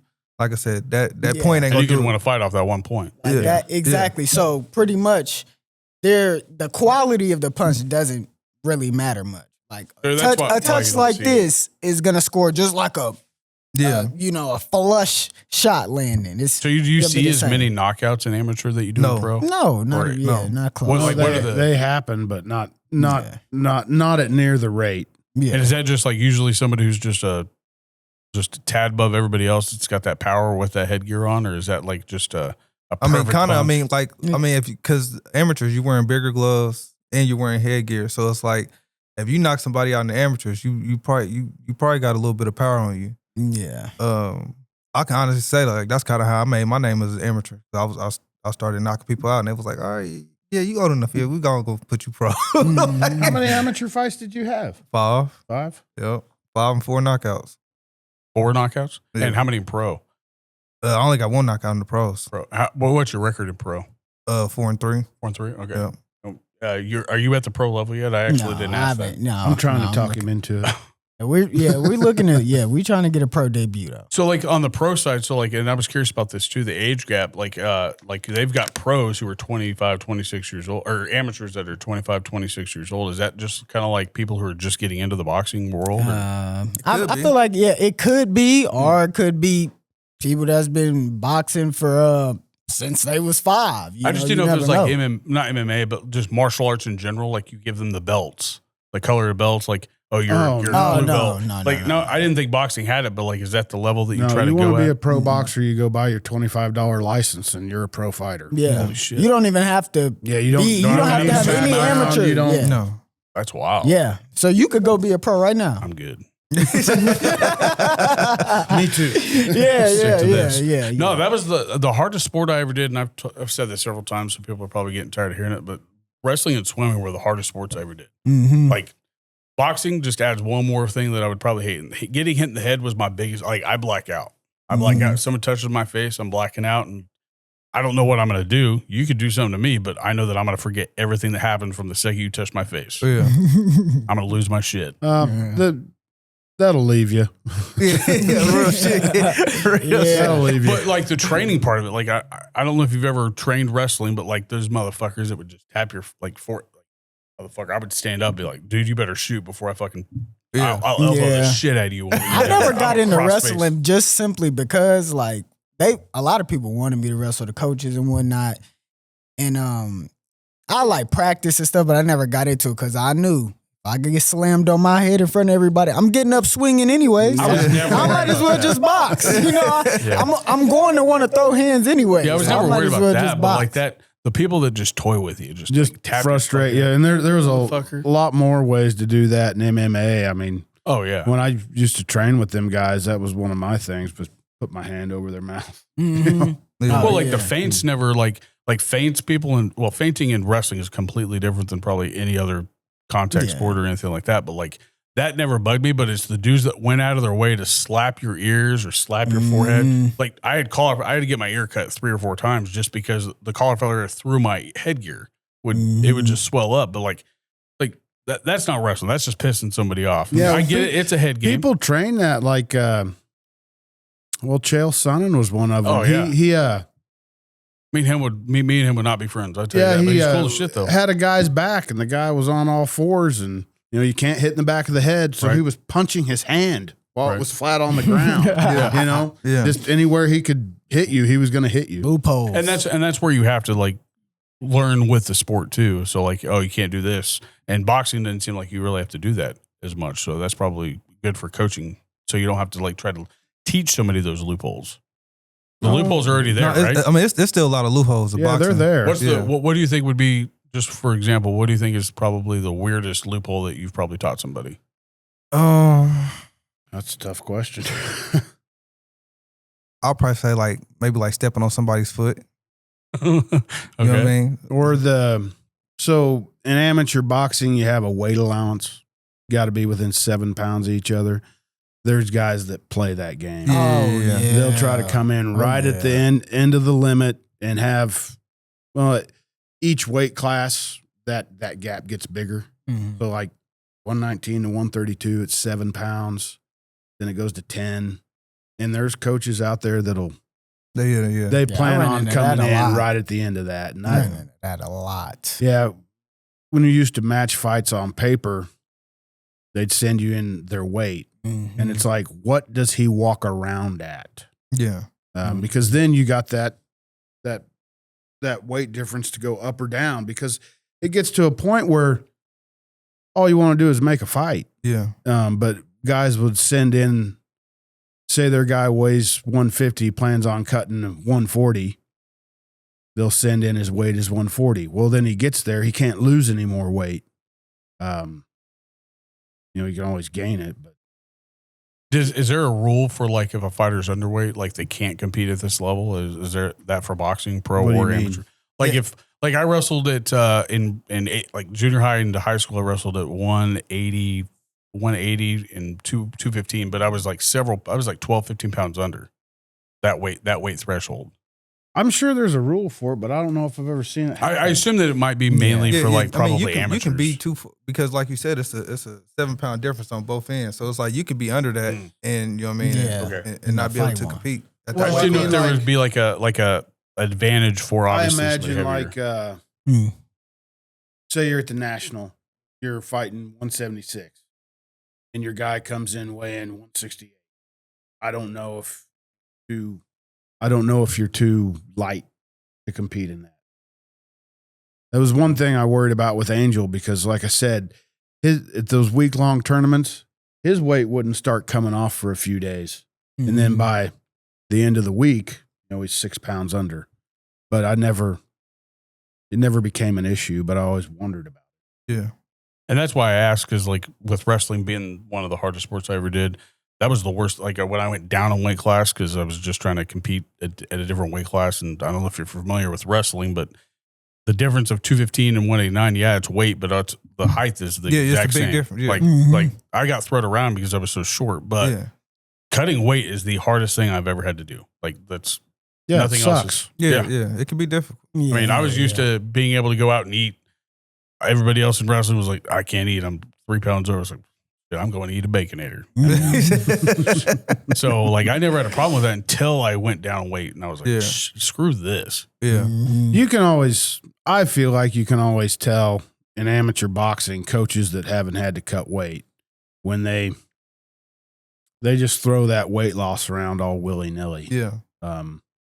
I don't know, like I said, when my guys had to cut, if it was in a sauna, I was in there with them. Yeah. Drag my fat ass in there and sit for 30 minutes. But well, that you go do that. You go do that a couple times. I did it just because it's like you ain't leaving. Yeah, right. But it helps your fighter out mentally. I would think. So like my coach is here with me, so like he's cutting the weight with me. Misery loves company. Yeah. Yeah. It's always easier cutting weight with somebody. Yeah. Well, because everybody will quit, you know, at a certain point. I mean, I don't know. I've known a lot of athletes, and most of them I've seen them hit their breaking point. I mean, it's just part of being human, you know. Yeah. But if you got somebody there with you, Oh yeah. it's like he's leaving before me. That's the end of it. Yeah. Yeah. And I've told Richard this. I wrestled with Romero Cotton since 6th or 7th grade, and it wasn't until I had to cut weight that I had to actually see what people had to do to cut that weight. And when you cut that weight, you have to celebrate a little bit. And I drank the shit out of some apple juice. Yeah. We fucked apple juice up. Like, there's nothing better than cutting weight and you're so thirsty and you get one, whether that be something sweet, but apple juice just hits differently for me. Yeah, it Like, do. and Oh man. me and Romero Cold just apple, killed that cold shit. apple juice is something else, boy. Oh, Well, I don't know if I'm ever going to be in the position to try it, but I'll keep it in mind. well, like room Romero- temperature. I can't. I don't like room temperature apple juice. There's something wrong with that. That's, nah, you might I need a need- psyche I valve. like my apple juice cold, boy. But like when I brought it in because I got told from a friend of mine, he's like, dude, drink some apple juice. You won't cramp or anything like that. I was like, all right, I'll try it. And it's bullshit. You can still cramp off apple juice. But I had that big jug, that Great Value jug, and it was like ice cold. Just came out of the freezer, and like I was drinking it right after we weighed in, and that's how Romero was like, is that apple juice? yeah. I was like, yeah. hey, buddy. Yeah, that's like we were already Best friends. friends, yeah. We were already friends, like buddies. Like Yeah. I mean, we weren't best friends. I'm never gonna say that, but like we did. I mean, we had to cut weight together, and like we chugged the shit out of some apple juice when we had those long weight cuts. Yeah. Because there's nothing better than knowing that you made weight, but I was probably gonna get killed in a wrestling match anyway. So I was still with somebody, like him and I, and then a couple other people. But those higher weight classes are just something else to mess with. Yeah. 180s, 170s. There's some big dudes. And there's nothing different other than the weight, yes, but the height is the exact same. Like, I don't know where the hell they put it away. Like 6'2" and 6'1" doesn't look any different on the mat, or probably in a ring, I would guess. I done fought some tall guys. I think the tallest dude I fought was like 6'4". Is it were those your harder fights though? Those linky dudes? It can be if they know how to use it. If they know how to use it. Yeah. But How do you man, prepare for something like you as coaches? And I'm only asking this. I mean, we didn't watch videotape in wrestling. That just wasn't ever heard of. You just had to get word of mouth. Like, did you wrestle this dude? And the guy used to wrestle at 165 4 years ago. Now he's wrestling at 215. He's like, what the hell did this dude do? We sure as shit didn't sit on a couch, but what did you guys tell your fighters, like when you guys were training for a guy that you know you need to be prepared for? Like, is it tall, lanky guy, not just tall, lanky, just a fighter that you know is going to put on something if it doesn't bring his A game? I don't, I guess I've never really worried about that. I just, with my guys, I know what we do well, and we want to create positions where we can do what we do well. Yeah. And maybe not worry so much about what they're going to do. Just focus on creating those scenarios where we can do what we do well. Yeah. I feel like most of the part, like, I mean, obviously you want to pay attention to the other guy you're fighting as far as like their skill set, but outside of the skill set, like I said, Just it's training. You. I mean, like you said, you want to put yourself in advantageous situations, but like I said, we're gonna tweak a couple things. We're gonna work into our favor, and we're gonna go in there and execute.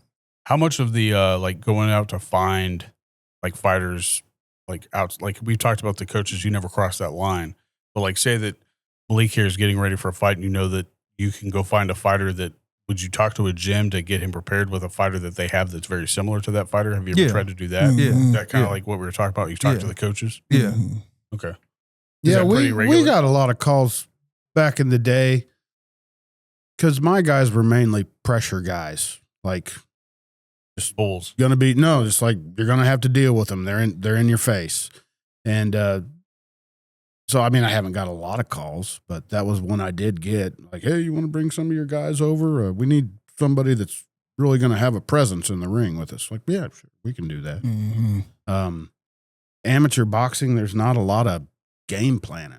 No. You know, You It's just go- like, hey, whoever shows up. Yeah, now good pro luck. fights where you got some tape, and maybe you get to the things I would look at, like Thank God for YouTube.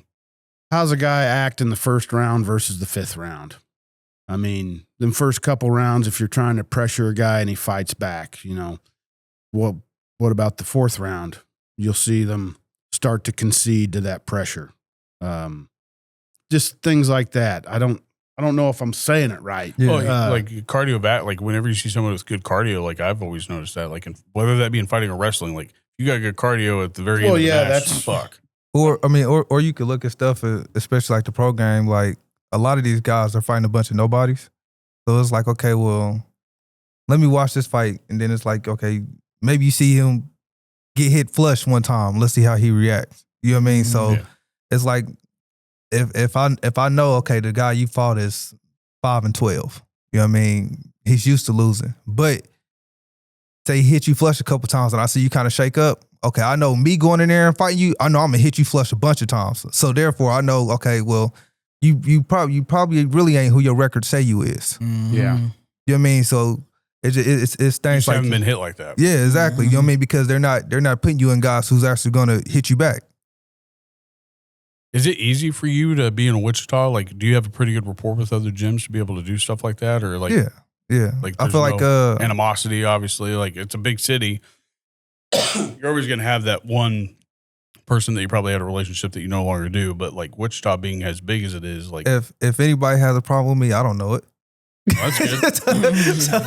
That's good. So that's kind of, back to what we were saying earlier. Like, I mean, if somebody does have a problem with me, nobody else came up to me and said anything. And for anybody listening, like, I mean, this is mainly for them. Like, Wichita is 500,000. Hutch is 35, 40,000. Like, the biggest city in Kansas is like, I mean, you don't think of it being that big. It's significantly bigger. Yeah. And Hutch, people say it's small, but it's also spread out. So like, I haven't heard of half of these people's names that he's brought up from Hutch, from which I've like today, the first time I ever meeting you or sitting eyes on you, other than hearing him say it.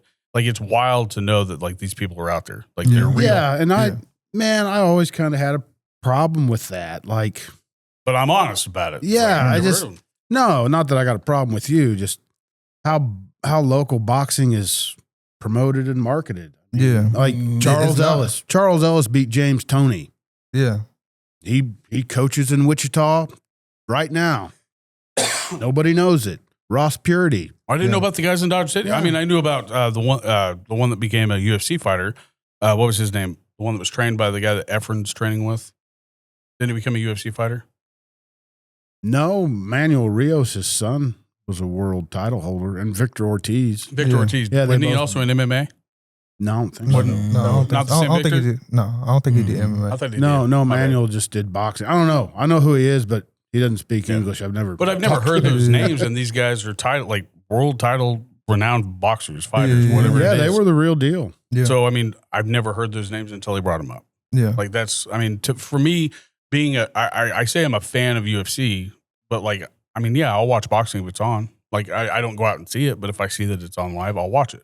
And that's the downfall with that is like, you have to have the right subscriptions for something to be able to watch. And that's the downfall. I think Teddy Atlas described boxing the best, that it's like the plant that you never water, like it still won't die. Yeah.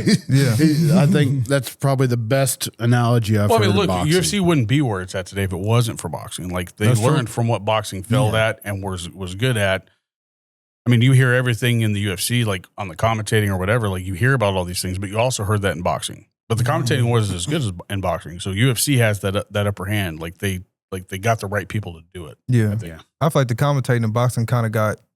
Max Kellerman's probably the one I know of. Yeah. That was really. But I feel like it got to a point where it kind of got like old and kind of out fashioned. You know what I'm saying? Well, like they do. Yeah, and they'd kind of decided who was going to win. Yeah.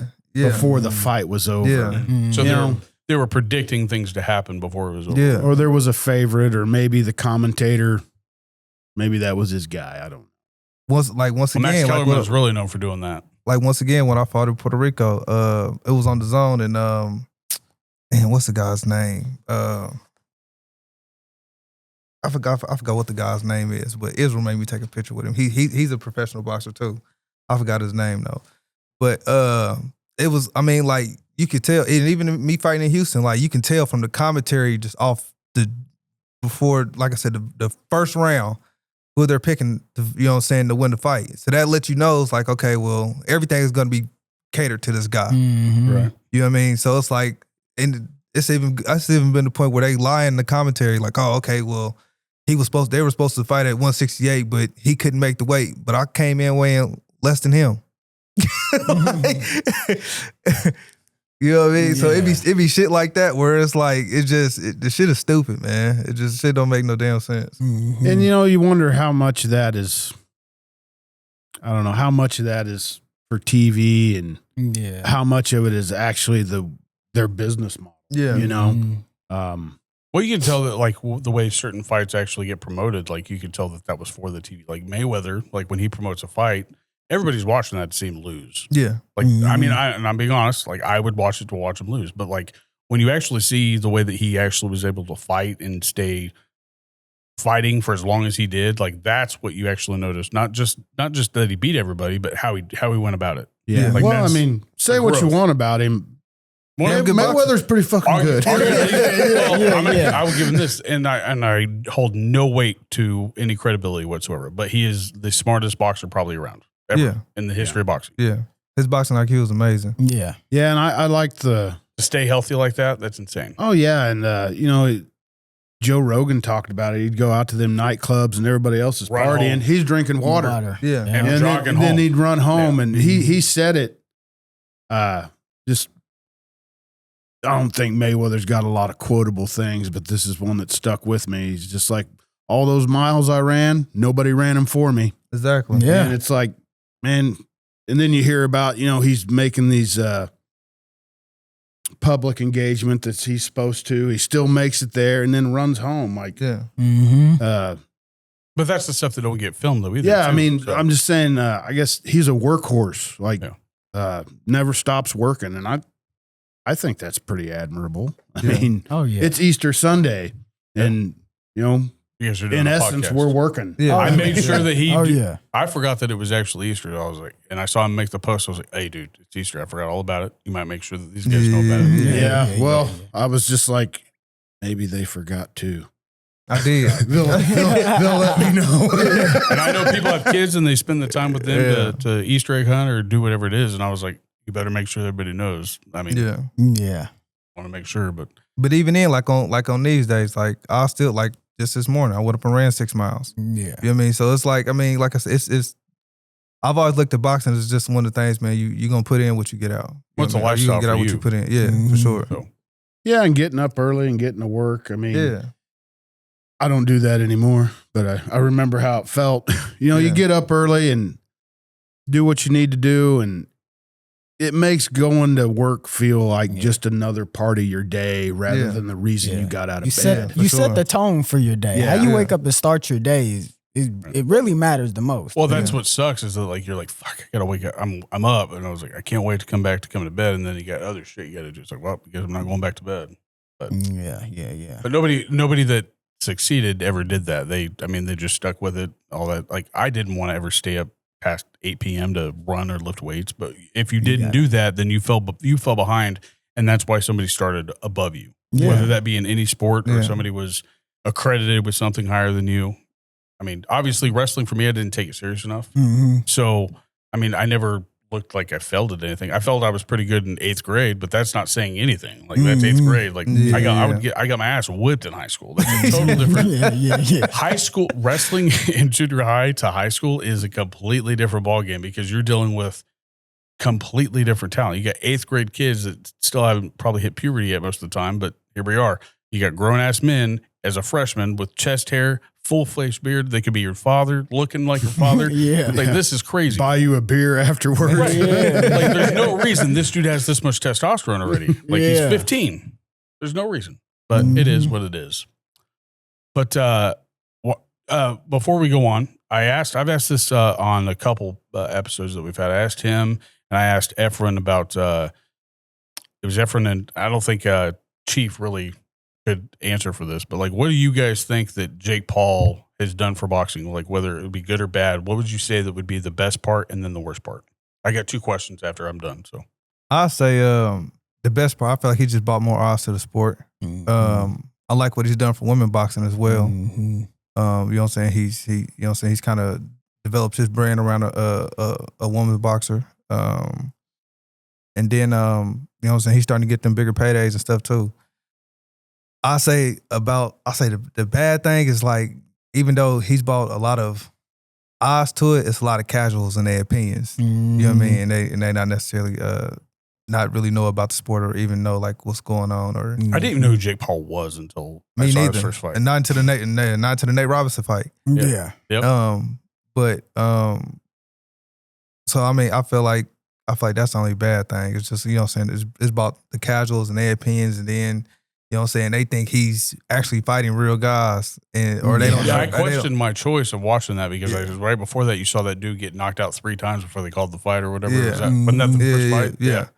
Or even like that these fights ain't fixed. Yeah. You know what I mean? Where it's like you never want that brought up. Yeah, you know what I mean? So I'll say that's the only bad thing about it. I mean, he's kind of I look at it like he's kind of brought WWE into boxing.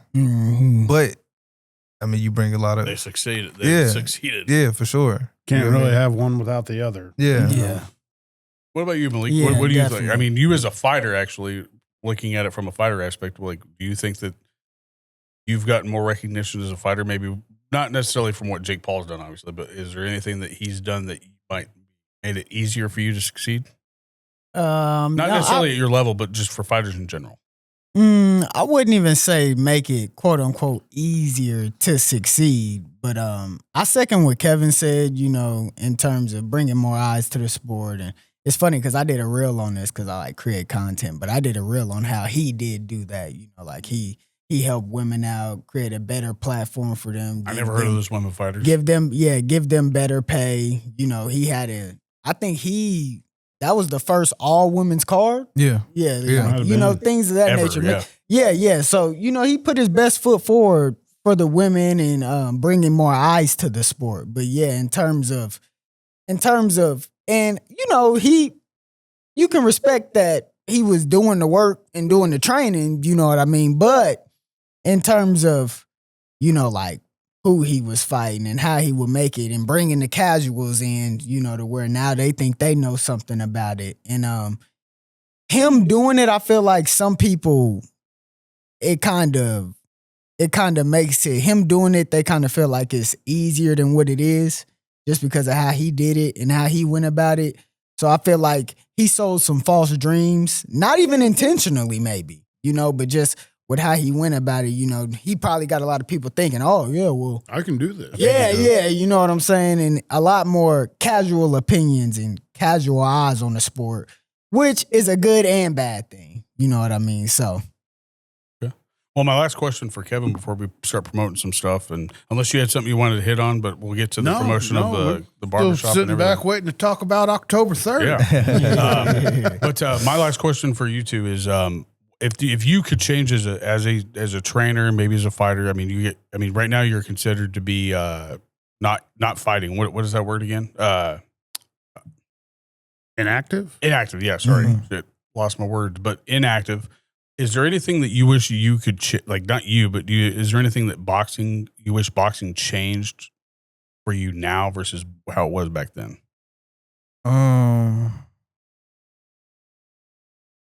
Boxing changed. And do you have any control over that, the way it's changed? Not really. I feel like being in my position, like it's not my choice to be inactive. It's just motherfuckers don't want to fight.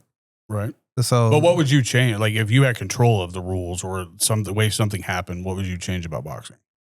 Or if you would change it, be fighting for the title tomorrow. I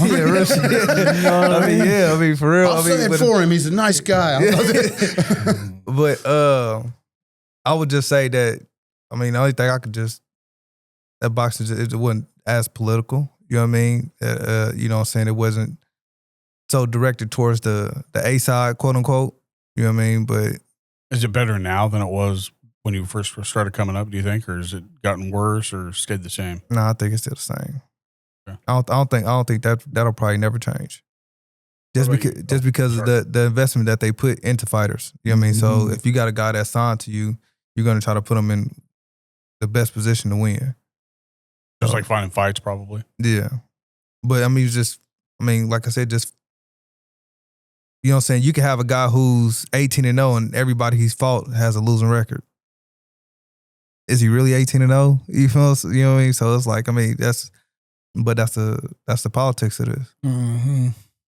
Yeah, that's the politics, honestly. Well, as a fighter, you haven't had to deal with the training part of it, have you?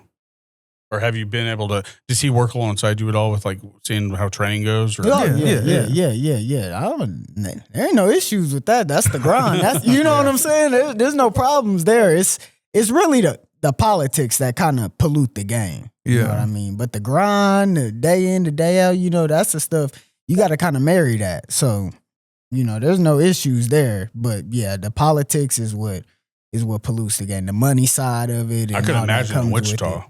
Yeah.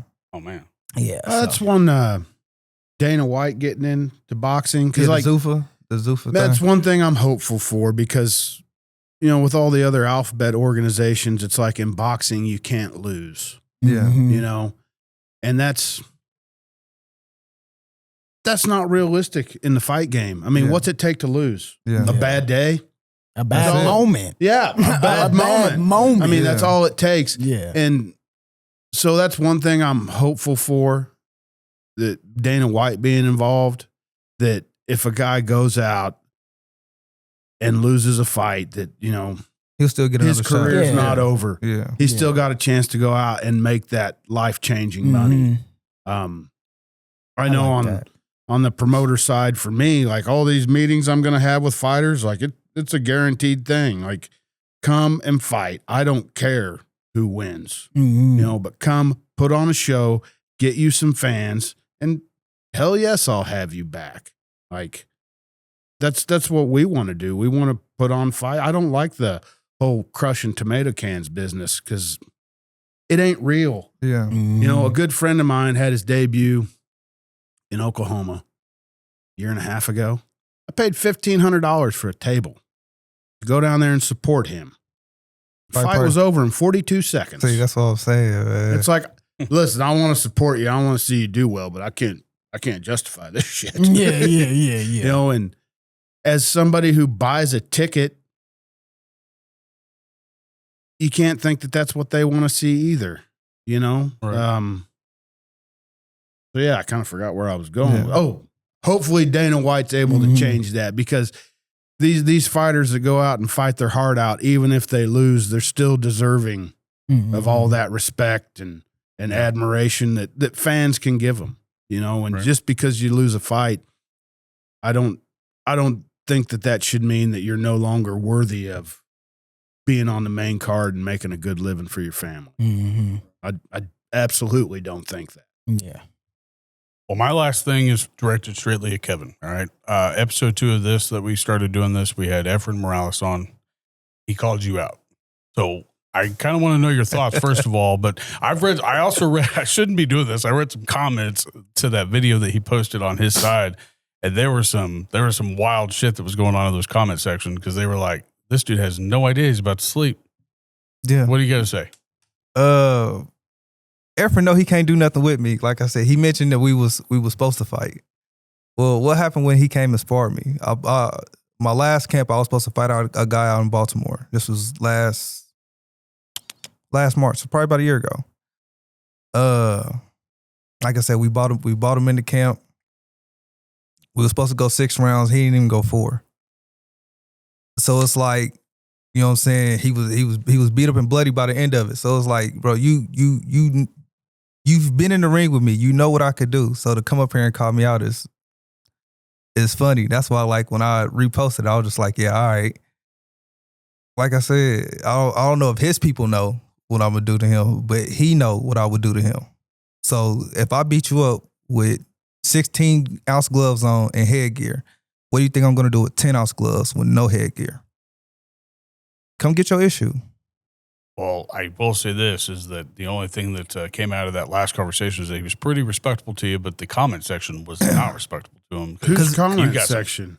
His comment section. Did you read it? Holy shit. No, when I say disconnect, I don't read that shit. I don't either. But this was the first time that I seen a video that I made get a little bit of traction. Like I do this for fun, and that's all I'm going to say first. I do this for fun. And when I saw that, I was like, God damn! Like I didn't know who you were. He brushed you up. He was respectful to you. That's all I know. And when I heard it, I was like, okay, this KJ guy hopefully answers it. It was the quickest comment section I've seen build up with at least close to 100 comments. Like, he has no idea about KJ, but like, I don't think he do know. That's the funny part about it. He do know. So it's like this dude's about to sleep. There was like maybe 2 or 3 guys on Morales' side. That's legitimately how it went. But like, I think everybody that saw it was like fans of his. They're like, oh shit, this is over. So I don't know how that. Like I said, come get your issue. But he That's what I want to see. I want to see fans that come to support. Yeah. So like he's got to train to lose a bunch of weight. You know what I mean? So and I feel like that's gonna try to be his cop out. Well, I can't make the weight. Well, then we're gonna spar again and we can go live with it or whatever. But I'm gonna beat your ass. Like you got once you call me out, you got that to do. What do you walk around at? I'll probably walk around like between like 190, 195. Oh, so you're set. Yeah. You're right there. And like I said, I you know what I mean? It's funny because like, you know what I'm saying, I get up and run and every day, you know what I mean, stuff like that. He's one of the first people that view my story every day.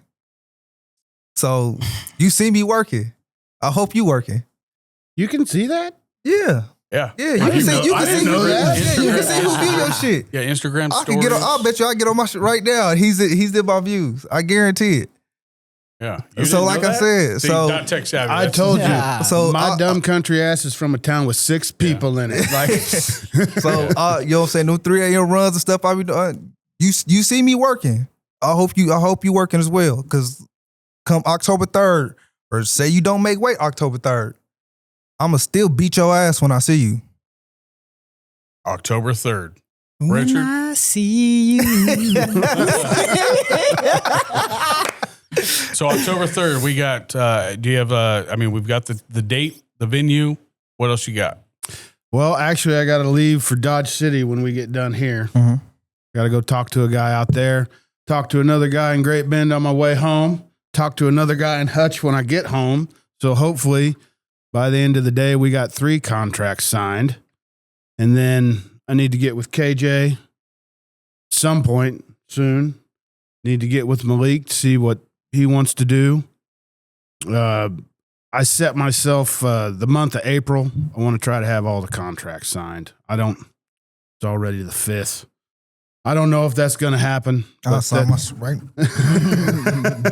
Well, it's my first go, man. I got this learning curve. You didn't bring no paper? I see right now. Contracts in my truck. Matter of fact, just go get a piece of paper. You can copy and paste mine and put it. But so I want to have all that done. We're looking at 8 pro fights, 4 to 5 amateur fights. Got everything done that needs to be done up until this point, other than meeting with fighters. So got the venue, permits, talked to Israel or Rebecca the other night about the amateur sanction. Mm-hmm. Got some real nice, fancy gloves coming from China. So hopefully they meet the criteria for the athletic commission. Yeah. So yeah, that's where I'm at on that. I think I'm building a jumbotron too.